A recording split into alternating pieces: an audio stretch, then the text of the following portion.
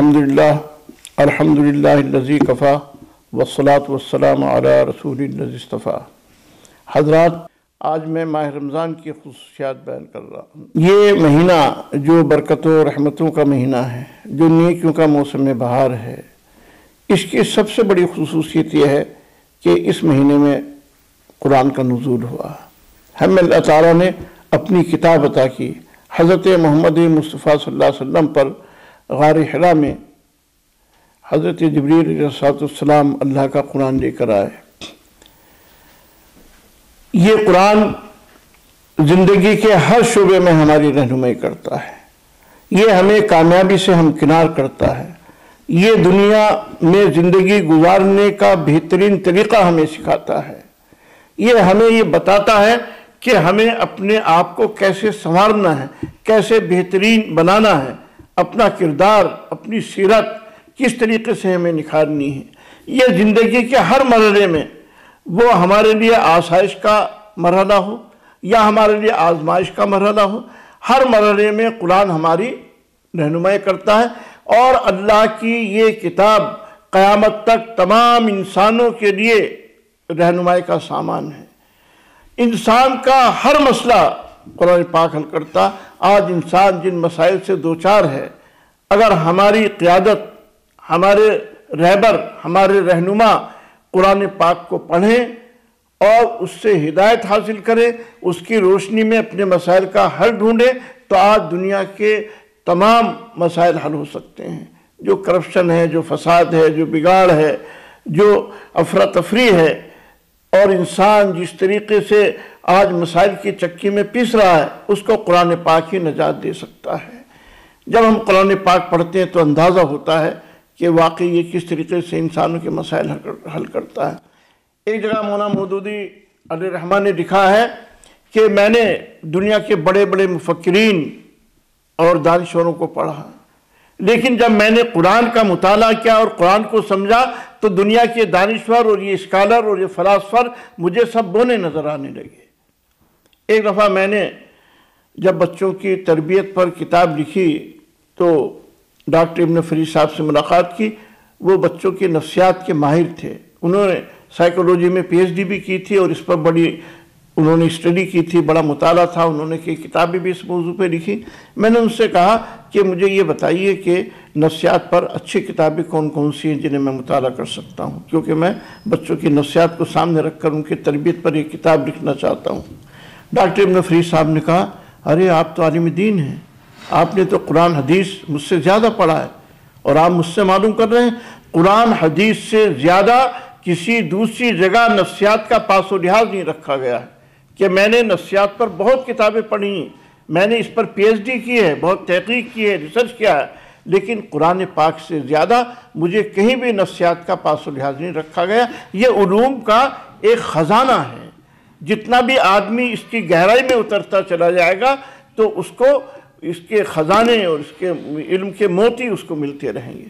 تو قرآن جو ہے اس مہینے میں نازل ہوا، یہ اس مہینے کی سب سے بڑی خصوصیت ہے۔ رمضان کی دوسری خصوصیت ہے کہ اس مہینے میں ہمیں لیلۃ القدر عطا کی گئی، عظمت والی رات، یا وہ رات جس میں تقدیر کے فیصلے ہوتے ہیں۔ اس کے دونوں مفہوم ہمارے علماء نے لیے ہیں اور بیان کیے ہیں۔ تو وہ رات 1000 مہینوں سے بہتر ہے۔ اگر اس رات میں کوئی شخص اللہ کی عبادت کرتا ہے تو اس کو اتنا ثواب ملتا ہے گویا کہ اس نے 1000 مہینے اللہ کی عبادت کی، یعنی 80 سال سے زیادہ اس نے اللہ تعالیٰ کی عبادت کی۔ تو اس مہینے میں ہمیں ایک ایسی رات دی گئی ہے۔ اعوذ باللہ من الشیطان الرجیم، بسم اللہ الرحمن الرحیم، اِنَّا أَنزَلْنَاهُ فِي لَيْلَةِ الْقَدْرِ وَمَا أَدْرَاكَ مَا لَيْلَةُ الْقَدْرِ لَيْلَةُ الْقَدْرِ خَيْرٌ مِّنَ أَلْفِ شَهْرٍ۔ یہ لیلۃ القدر جو ہے یہ 1000 مہینوں سے بہتر ہے۔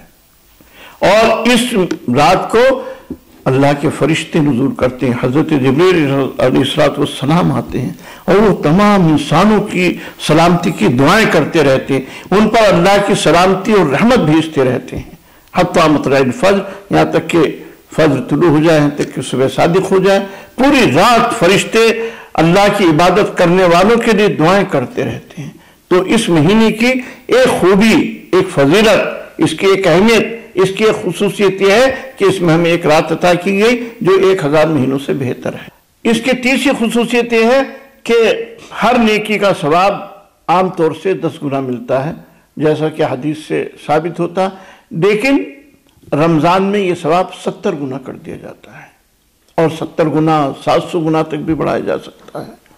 تو اس رمضان کی خصوصیت ہے کہ ہر نیکی کا ثواب 70 گنا ہو جاتا ہے۔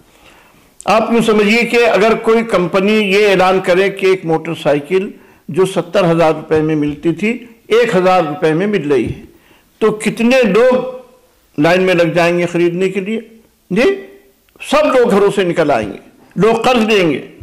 یا اسی طریقے سے کوئی کمپنی یہ اعلان کرے کہ ایک کار جو 7 لاکھ کی تھی وہ 10,000 میں مل رہی ہے، تو کتنے لوگ لائن میں آ جائیں گے اس کو خریدنے کے لیے۔ تو اس مہینے میں 70 گنا گویا کہ نیکیاں بڑھ جاتی ہیں۔ تو ہر مومن کو یہ چاہیے کہ وہ زیادہ سے زیادہ نیکیوں کی طرف لپکے۔ وَسَارِعُوا إِلَىٰ مَغْفِرَةٍ مِّن رَّبِّكُمْ وَجَنَّةٍ عَرْضُهَا السَّمَاوَاتُ وَالْأَرْضُ أُعِدَّتْ لِلْمُتَّقِينَ۔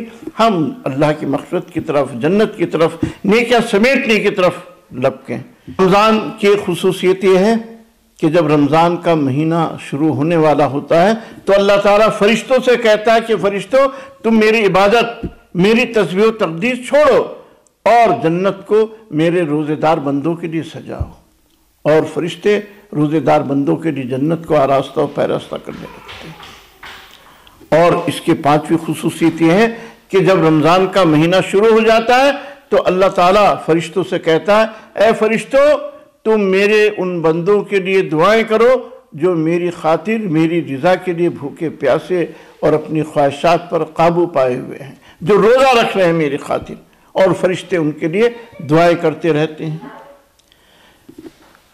اس مہینے کی ایک خصوصیت یہ ہے، چھٹی خصوصیت، کہ اس مہینے میں اللہ تعالیٰ بندوں کا رزق بڑھا دیتا ہے، ان کی روزی میں اضافہ کر دیتا ہے۔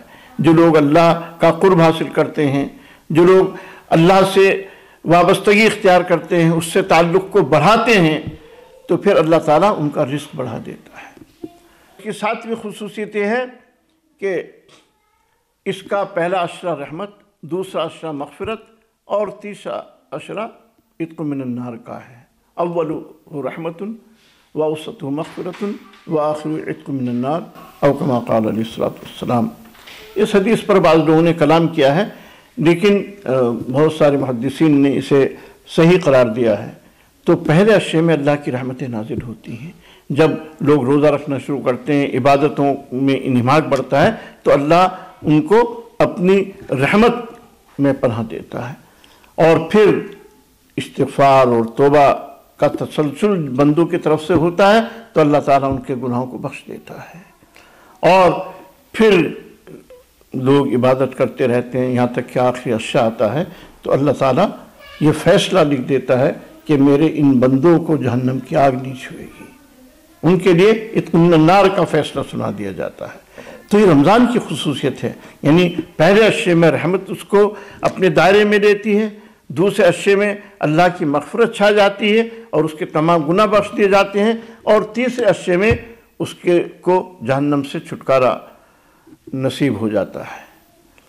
مولانا منظور نعمانی الرحمن نے اس کے سلسلے میں لکھا ہے کہ اللہ کے کچھ بندے وہ ہوتے ہیں جو پہلے ہی سے بہت نیک ہیں، تو پہلے عشرے میں اللہ کی رحمت ان پر چھا جاتی ہے، اور کچھ بندے وہ ہوتے ہیں جو رمضان شروع ہوتا ہے تو اللہ کی عبادتیں شروع کرتے ہیں، روزہ رکھتے ہیں، اس سے تعلق قائم کرتے ہیں، اس کے سامنے گڑگڑاتے ہیں، تو دوسرے عشرے میں اللہ تعالیٰ انہیں بخش دیتا ہے۔ اور جو زیادہ سرکش ہوتے ہیں وہ توبہ اور استغفار کرتے رہتے ہیں شروع رمضان سے، تو پھر آتے آتے آخری عشرے میں اللہ تعالیٰ ان کو جہنم سے آزاد کر دیتا، ان کے حق میں بھی اللہ تعالیٰ فیصلہ کر دیتا کہ یہ جہنم جو ہے ان کو نہیں چھوئے گی۔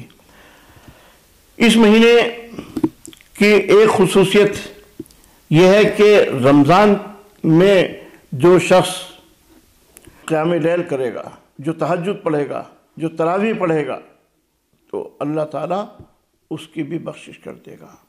حدیث پاک میں آتا من قام رمضان ایمانا واحتسابا غفر له ما تقدم من ذنبه او کما قال علیہ الصلوۃ والسلام، کہ جو شخص رمضان کے مہینے میں قیام لیل کرے گا اور ایمان کے اور احتساب کے ساتھ تو اللہ تعالیٰ اس کے تمام گناہ بخش دے گا۔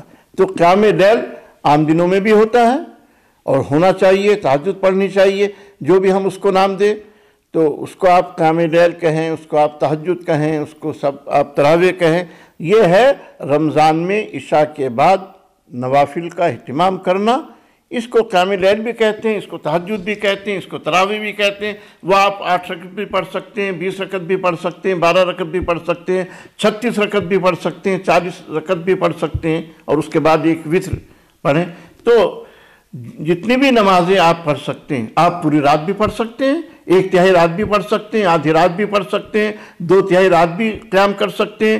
قیام لمبا ہو، کیونکہ قامہ کے الفاظ آتے ہیں، رکوع اور سجود قیام کے مقابلے میں کم ہو یا برابر ہو، جو بھی اس کی کیفیت ہو، بہرحال اللہ تعالیٰ کے حضور آپ زیادہ سے زیادہ گویا کہ قیام کریں اور قرآن پاک پڑھیں نمازوں میں، اور اللہ کی عبادت کریں، اس سے دعائیں مانگیں۔ یہ قیام لیل کا تو ہمیں تعداد کے سلسلے میں زیادہ نہیں سوچنا چاہیے، اس کیفیت کے سلسلے میں سوچنا چاہیے جو اللہ تعالیٰ کو مطلوب ہے۔ ایک آدمی چند رکعت پڑھتا لیکن بہت خشوع اور خضوع ہے، بہت تضرع ہے، انابت للہ ہے، بہت توبہ استغفار ہے، تو اس کی یہ چند رکعتیں ان بہت ساری رکعتوں پر بھاری ہو سکتی ہیں جن میں تضرع اور خشوع اور خضوع نہ ہو۔ تو اللہ تعالیٰ کے ہاں کیفیت دیکھی جاتی ہے، اس کے یہاں کمیت نہیں دیکھی جاتی، تعداد نہیں دیکھی جاتی۔ تو جب ہم اللہ کی عبادت کریں تو بس ہمارا دل بھی اس کے حضور ہو جیسے ہمارا جسم ہوتا ہے۔ تو یہ وہ خصوصیات ہیں جو اس رمضان میں ہمیں گویا کہ ہم دیکھتے ہیں۔ تو اللہ تعالیٰ کا شکر ہے کہ اس نے ایک بار پھر ہمیں اس ماہ رمضان میں نیکیاں سمیٹنے کی توفیق عطا فرمائی ہے۔ ہم ان خصوصیات کو سامنے رکھیں، اپنی بخشش کا ہم گویا کہ نظم کریں اور اللہ تعالیٰ کی رحمت کے مستحق بنیں اور جہنم سے چھٹکارے کا استحقاق حاصل کریں۔ اللہ سے دعا ہے کہ وہ ہمیں اس کی توفیق عطا فرمائے اور ہم پورے رمضان اس کے لیے کوشش کرتے رہیں، زیادہ سے زیادہ اللہ کی عبادت کریں، ہر برائی سے بچنے کی کوشش کریں۔